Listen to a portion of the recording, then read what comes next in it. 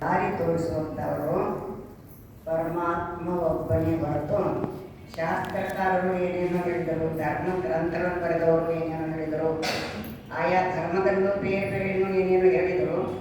ಯಾವುದನ್ನು ಪಾಲಿಸಬೇಕು, ಯಾವುದು ಸತ್ಯ ಅಂತ ತಿಳ್ಕೊಳ್ಬೇಕು. ಯಾಕೆ ಹಾಗೆ ಹೇಳಿದರು ಅಂದರೆ ಅವರವರು ಕಂಡುಕೊಂಡಂತೆ ಅವನ್ನೆಲ್ಲ ಬರೆದರು.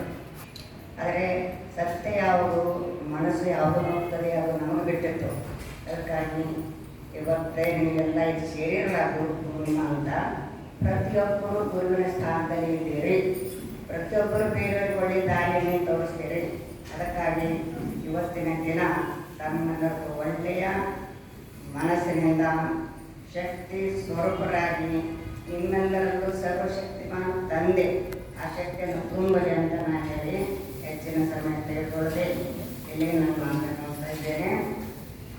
ಅಷ್ಟೇ ಅಲ್ಲ, ಆಧ್ಯಾತ್ಮಿಕ ದಾರಿ ಜೀವನದಲ್ಲಿ ಬೇಕೇ ಬೇಕು. ಭಕ್ತಿ ಮಾರ್ಗದಲ್ಲಿ ಹಿಡಿದು ದಾರಿಗಳನ್ನು ಹಿಡಿದು ಬಂದರೆ ಆದರೆ ಆಧ್ಯಾತ್ಮಿಕತೆಗೆ ಅನೇಕ ದಾರಿಗಳಿಲ್ಲ, ಒಂದೇ ಒಂದು ದಾರಿ.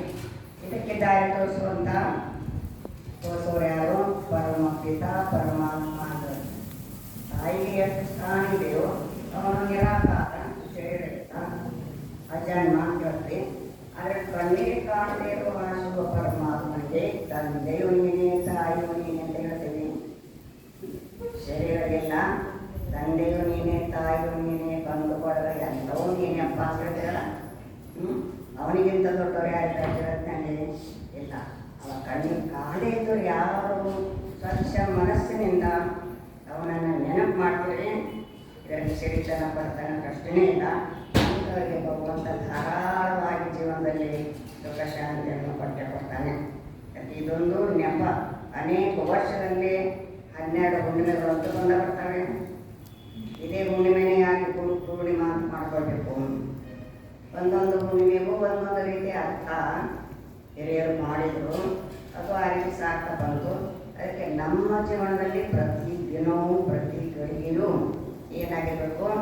ಪ್ರತಿಯೊಬ್ಬ ನಾನು ಗುರುವಿನ ಸ್ಥಾನದಲ್ಲಿದ್ದೇನೆ, ಎಲ್ಲರಿಗೂ ಸತ್ಯವಾದ ಸದ್ಗುರು ಪರಮಾತ್ಮ ಇದ್ದಾನೆ, ಅವನಿಗೆ ಜಗತ್ತಿಗೆ ದಾರಿ ತೋರಿಸ್ತಾನೆ.